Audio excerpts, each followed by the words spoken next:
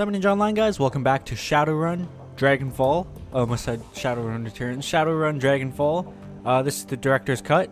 This is also chapter 3. When we last left off, we had a huge, big intro to this game, which I absolutely fucking loved.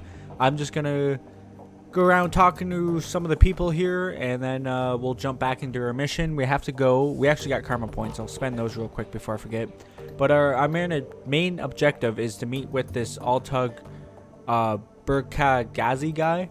He's supposed to have detail about, what was it, Wintergreen, I think?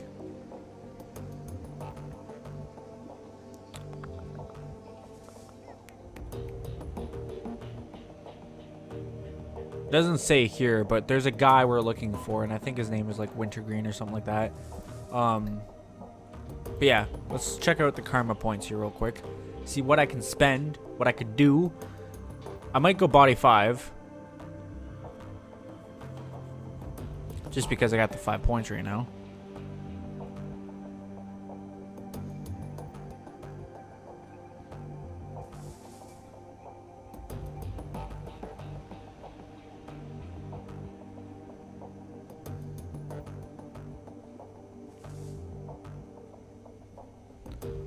Biotech 3 wouldn't be bad. Of course, past the point of when I needed Biotech 3, but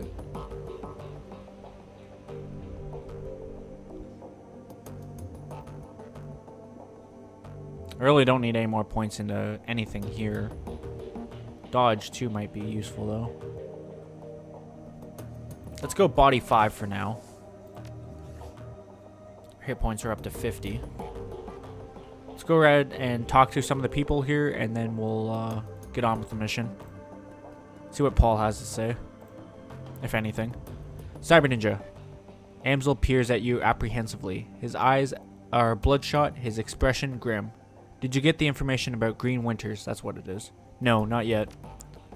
Then please continue working. We need to find that man. Talk to Dietrich here.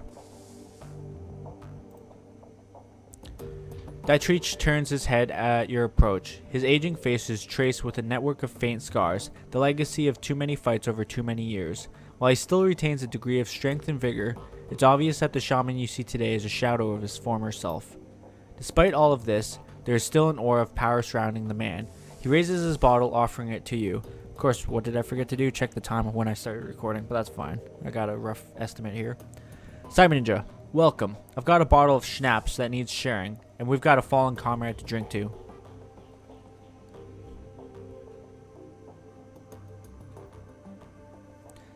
We don't want to be rude. Let's take the bottle. To Monica, Prost. The liquor in the bottle is clear, crystal clear, and as you raise it, you catch an intoxicating whiff of clovers and caramel. It tastes of sweet corn and walnuts with a lingering aftertaste of buttery toffee. That sounds fucking delicious. You swallow a swig, then return the bottle to Dietrich's outstretched hand. He takes a long pull on the bottle, then locks eyes with you. Let me ask you a question, Cyber Ninja. What made you choose to come to Berlin?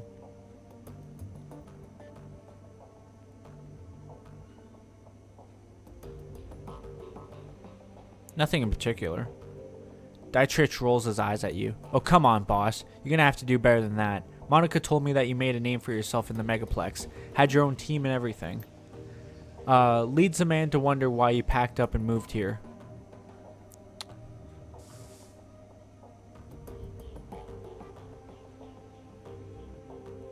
It was time for a change, that's all. Oh, come on, boss. Nobody moves to Berlin without a good reason.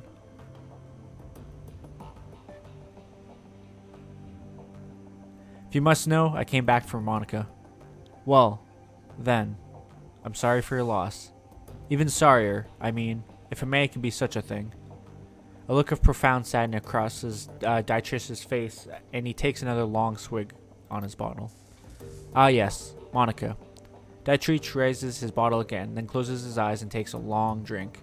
After the moment has passed, he returns his attention to you. It all comes back to our grill, doesn't it? So let me ask you, just what was your relationship with Monica anyways? I know that you two knew each other way back, but she was pretty coy about these things.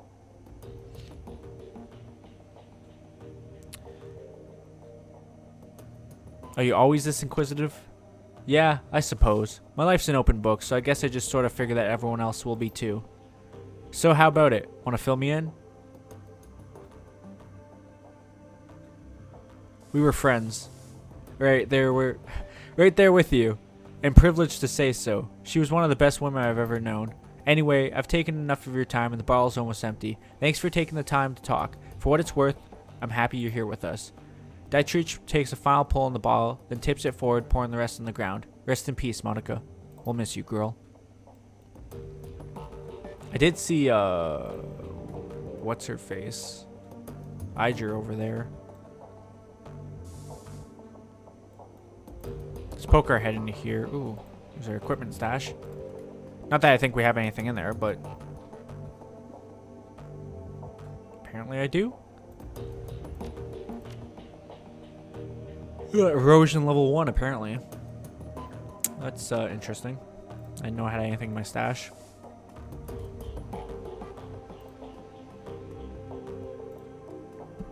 Go ahead and talk to Iger. We better get this over with.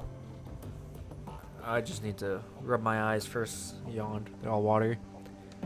Iger glares at you, and you can taste the bile in her stare. She clearly still blames you for Monica's death. Something I can do for you, fearless leader?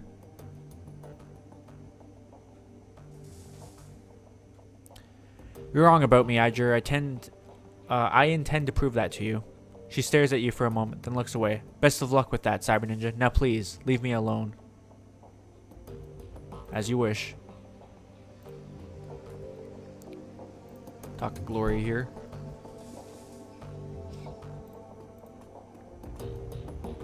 Glory is beautiful in a waifish sort of way. Her features are almost elvish in their delicacy, but there's something cold about her that you find slightly unsettling. What's more unsettling is her chrome. Glory is rocking a heavy load of cyberware from head to toe. She looks to be composed more of plastic and metal than she is skin and bone. In the shadows, individuals such as this are anything but uncommon, but Glory's cyberware is first generation, all of it. Bulky, invasive, practically museum pieces. This chrome was obsolete well before she was born. Cyber Ninja. Glory shifts her gaze to you, but her expression is as cool and placid as always. Can I help you? Hey Glory, how are you holding up? Don't worry about me, I'm solid. You sure? You look like you're a million miles away. I'll be with you when it counts. Right now it doesn't. I'll talk to you later then. She shrugs. Suit yourself. We'll leave her be for now. Let's talk to Dante here. See what Dante has to say. As you start towards the safe house door, a large four-legged form steps around the corner. Dante, Monica's dog, an enormous mongrel of indeterminate breed. A little whimper emerges as he enters the room, head hanging low. Oh shit, Dante. That tree shakes his head. Don't worry, boy. We'll look after you. At the sight of Monica's dog, Amsel's eyes well up. He inhales, but can't quite catch his breath. He started whimpering about an hour ago, turned into a full-blown howl. Wouldn't stop. He closes his eyes. That's when I realized something bad had happened. Looking down into his huge brown eyes, you see intelligence and sadness. He lets out a small whine and rubs his head against you.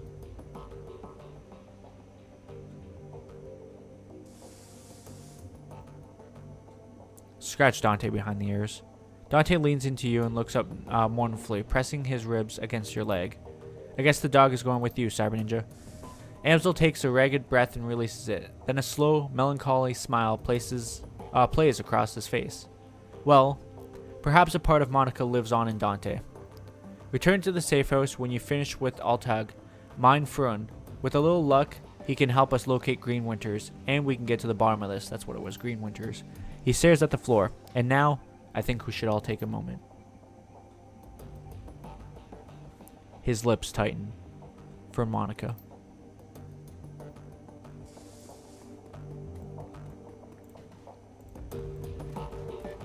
Alright, boy. Let's get our asses out there. Head to the streets. That was a hell of a change of scenery there.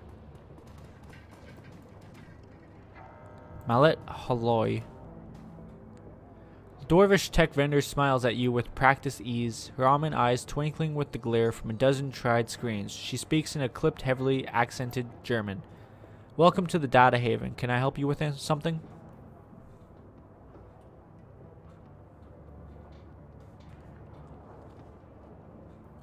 I'm in the market for something exotic. What kind of tech do you carry?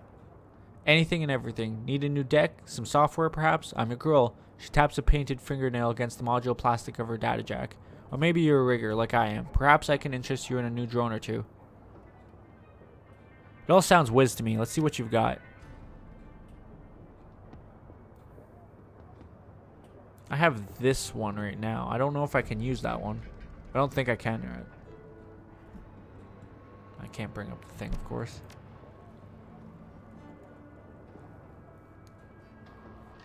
I should get programmed, says I yawn again. I'm sorry, guys. Let me...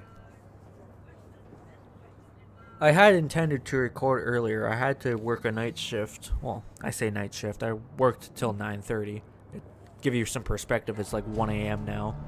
Like I said, I was planning to record earlier. It just didn't go that way. What kind of armor do I have?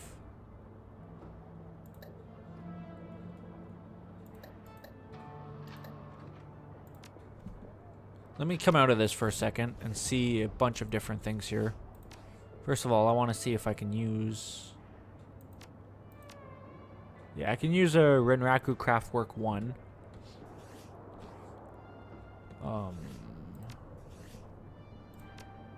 Gives me armor 1, so I might as well buy that other armor too. How much money do we got? $12.50. Damn. I don't know if I'll have enough. I will not. I will if I buy that and then sell the other one.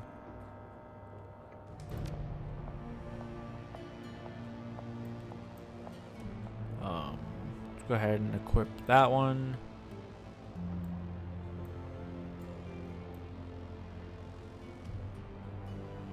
I think that's already on my guy.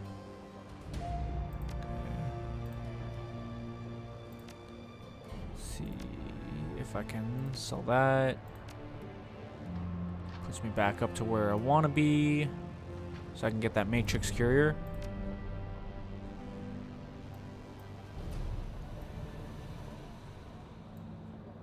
Damn, we're looking fly. See if I can sell this other thing now.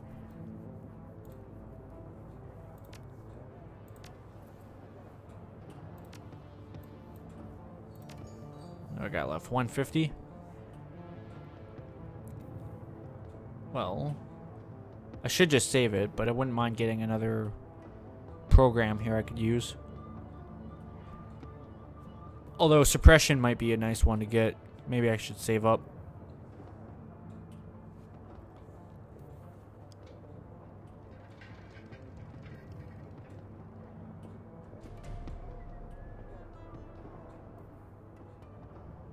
Erosion level 1 is what I have, right? Yeah.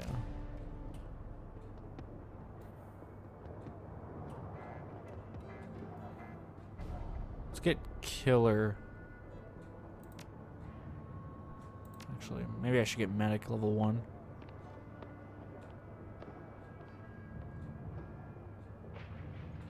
Yeah, let's get medic level 1.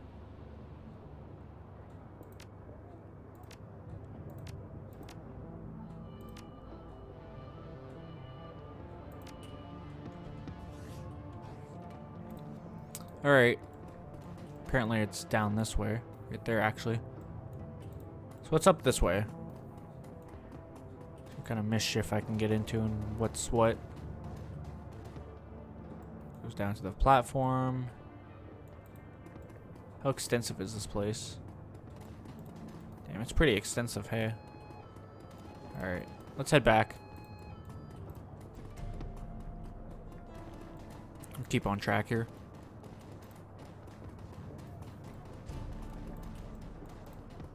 I'm sure I'm not going to get in right away anyways. Probably have to do something first.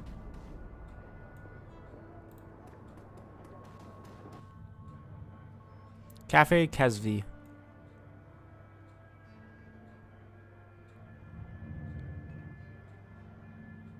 Talk to this Jan Goldschmidt. Hello, my friend. The voice that comes from the man in the chair is enormous as its owner, a deep booming roar, dripping with unrestrained mirth. A fine day for Sorkaf, yes? Yes, it certainly is a beaut. From the back of the store, the voice of the shopkeep cuts you off. Don't mind the fool in the chair. He roars like a traumatized walrus, stewing all day in his own sweat. The man behind the bar glares at Goldschmidt, his upper lip curled in disgust.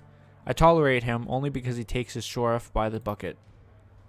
Goldschmidt responds with a raucous, I don't know what that word is. Throwing some hard words here, oh my god. Belly laugh. Apparently he finds the shopkeeper's insult to be hilarious. Altug, mon friend. You are so quick-witted and sharp-tongued as ever. I bow to you. If you wouldn't mind. Once again, the shopkeeper cuts in. To bow to me, you would first have to vacate your chair. The shopkeeper claps his hands together, clasping them in front of his chest. I shall summon a team of determined young men and an ox to assist with the task. With luck, you will be on your feet by nightfall. Goldschmidt smiles at you, his small eyes glittering. Enough of his seamless bickering. You have approached me for a reason, yes? Tell me, what can Jen Goldschmidt do for you?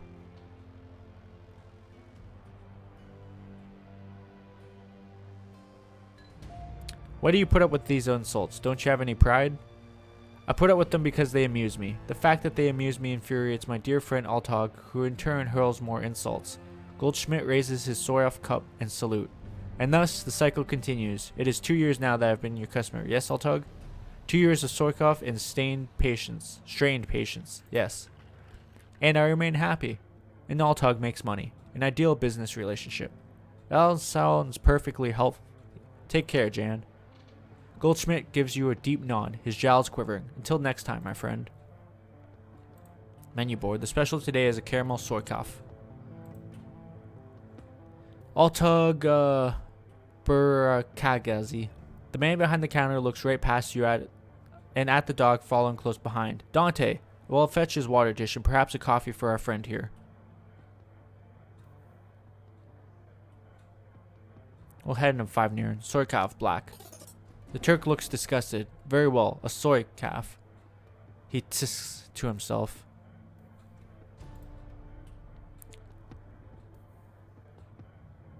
The man behind the counter has the broad smile and open demeanor of a classic Turkish street vendor. Welcome, honored Efrendim.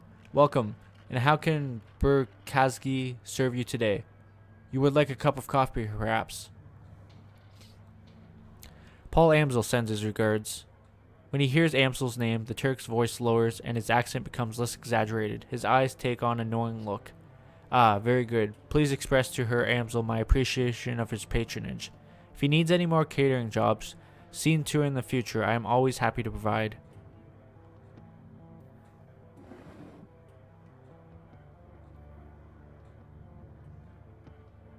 He tells me you're developing the menu for a friend of his now. Herr Winters, I believe I want to hear all about it. Yes, of course, a wise one. Come. A young woman bustles in from the back room. Her gum chewing is loud enough to hear over the noise of the coffee grinders. Burkazgi spits something out in rapid-fire Turkish. As you wish, uncle. I will see to it right away.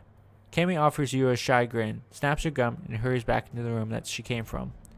My girl Cami is arranging to make contact with the chief as we speak. Chef, rather. This will likely take some time. My chef is a busy man. While we wait, I wonder if you would be so kind as to run a small errand for me. A trifle, really. I hate to trouble you. I am embarrassed to even ask, but I would be most appreciative of your help. What is this trifle? Altug's voice lowers to nearly a whisper. The errand is simple, hardly worthy of you. I've installed a number of data taps to Berlin's fiber optic network as part of my civic duty, you understand. These taps provide the free matrix access for all who live in the Cruz Bazaar. In order to maintain their anonymity, each tap's protocol buffer must be reset every few days. I simply wish for you to visit each data tap and reset it. Simple enough? Yes, it is a simple job. Time consuming and a bit tedious perhaps, but simple. Just reset the taps and come back when you are finished. There should be 3 of them scattered around the neighborhood. The first one is just outside. Look for a metal box with yellow arrows painted atop of it. By the time you have By the time of your return, I should have the information of her Amsel requested.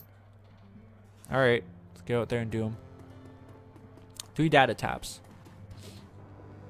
The first one should be just outside, he said. Right there.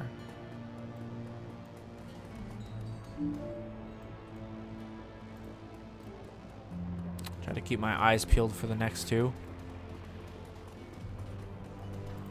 I'm assuming they all look like that, so that should kind of make my job easier, you would say.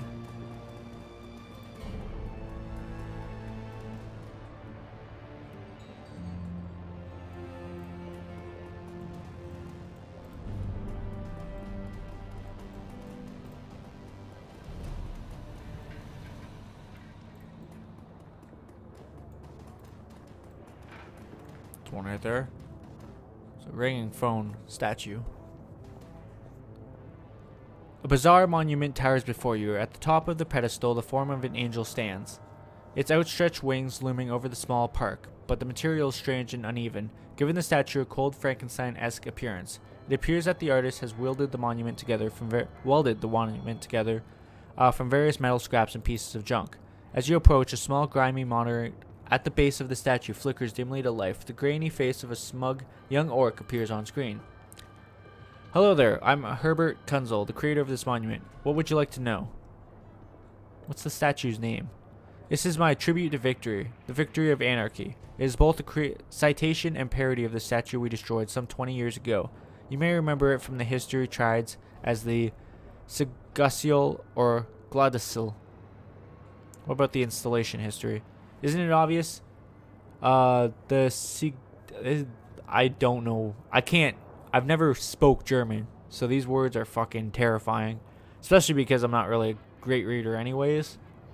I already struggle with words I don't know, so. The Sigasiel, a monument to the hubris of the Parisian state, gets blown to bits. So someone takes a lot of bits and builds a monument to the hubris of anarchy. I mean, what more is there to say? What about the artist? I am the visionary, Herbert Kunzel, from the Lindwormer. You might know me from...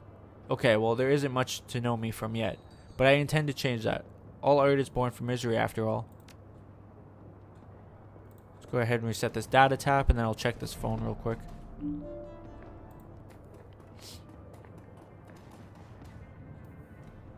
It's an old, obsolete phone booth. It's ringing. Pick up the receiver. Monotone pitch adjusted a voice begins speaking almost immediately. The Shock Walnuret's contract for the Kais is no more. Cyber Ninja is listed as a follow-up contact. This is our only secure line to the Kais. Please listen to the following instruction carefully if you're a supporter of your cause. Continue listening. We have phone booths in strategic locations throughout the city. Within each one you may find a request posted for specific information. If you can obtain a copy of this information, return here and submit it via the port below the receiver. We will verify the authenticity of the information remotely and post an undoctorated copy of it onto the Matrix ourselves. It is our stated goal for this information to remain free to all. However, you'll be compensated for sought-after information returned to this location. The line goes silent. I'll hang up the receiver.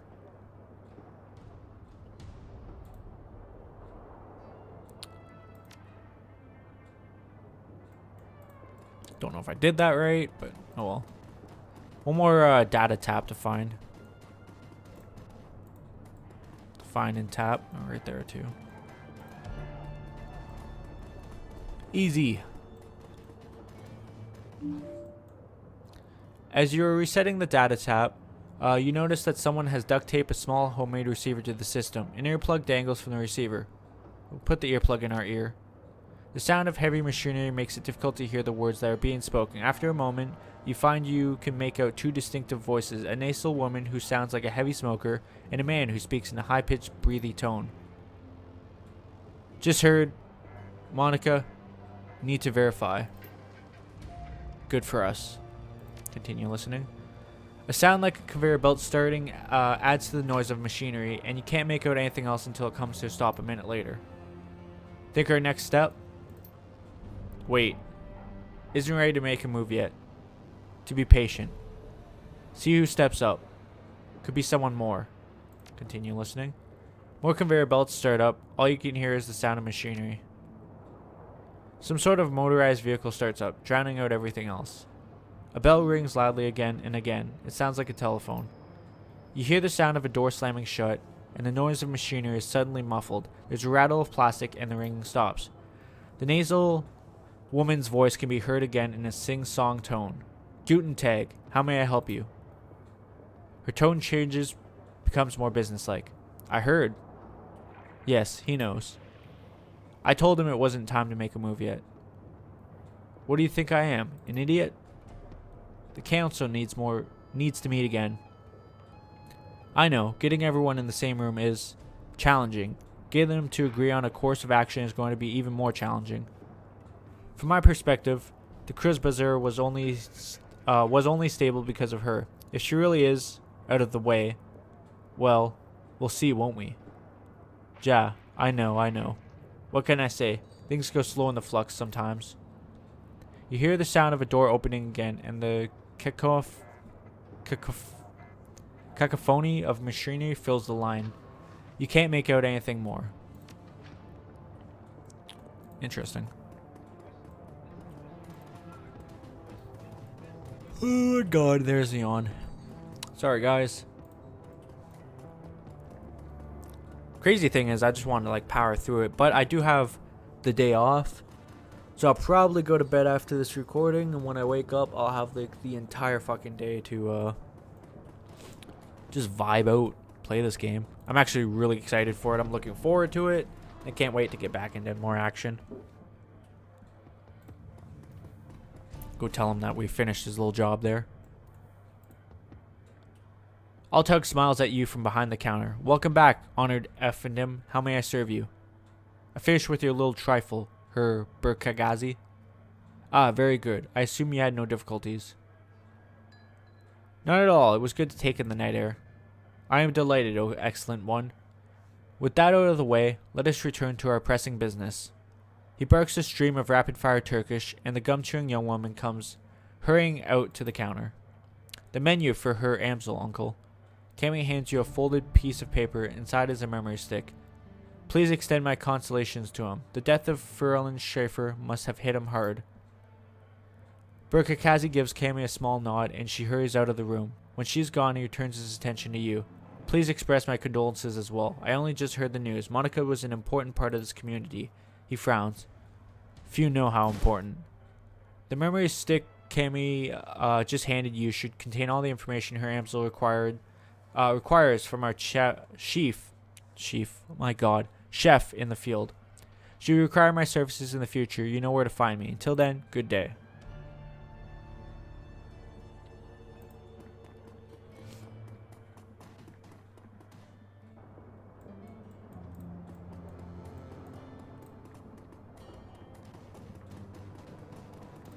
Get our asses over to that safe house.